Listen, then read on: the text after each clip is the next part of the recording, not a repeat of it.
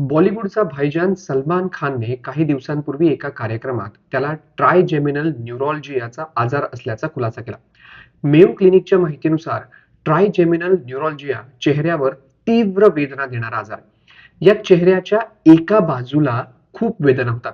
तज्ज्ञांच्या माहितीनुसार या आजारात चेहऱ्यातील ट्रायजेमिनल नर्व्हजवर परिणाम होतो, ज्या चेहऱ्याकडून मेंदूकडे सिग्नल घेऊन जाण्याचं काम करतात.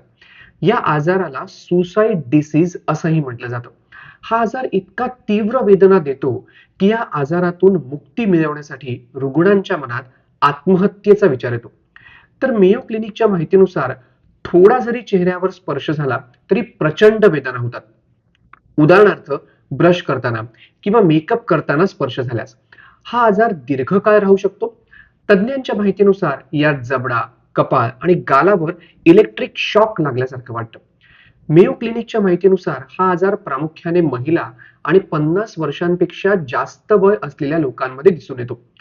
क्लिव्हलँड क्लिनिकच्या माहितीनुसार हा आजार जीवघेणा नाही, पण यामुळे चावणं, बोलणं, हसणं आणि ब्रश करताना खूप वेदना होऊ शकतात, ज्यामुळे तुमचं लाईफ बदलून जातं. या आजारात शरीरावर आणि मनावर प्रचंड परिणाम होतो. ट्रायजेमिनल न्यूरोलॉजियाची दोन प्रमुख कारणे आहेत. एक, मेंदूत गाठ असल्यास किंवा मल्टिपल स्केलोसिस असल्यास.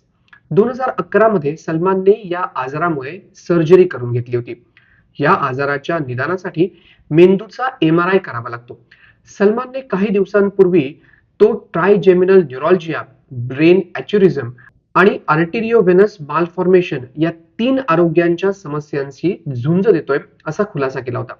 या आजाराची सामान्य लक्षणं म्हणजे इलेक्ट्रिक शॉक सारख्या वेदना होतं, बोलताना, चावताना किंवा ब्रश करताना अचानक वेदना सुरू होणं. या वेदना काही सेकंद किंवा काही मिनिटांपर्यंत सुरू राहू शकतात. चेहऱ्याच्या एका बाजूला दुखू शकतं. एकाच ठिकाणी जास्त वेळ दुखतं.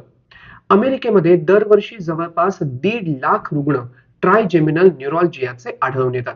तर तज्ज्ञांच्या माहितीनुसार या आजारामुळे थेट राग येत नाही, पण हा आजार तुम्हाला इतका मानसिक ताण देतो की ज्यामुळे चिडचिडेपणा, डिप्रेशन किंवा फ्रस्ट्रेशन सारखं जाणवू शकतं.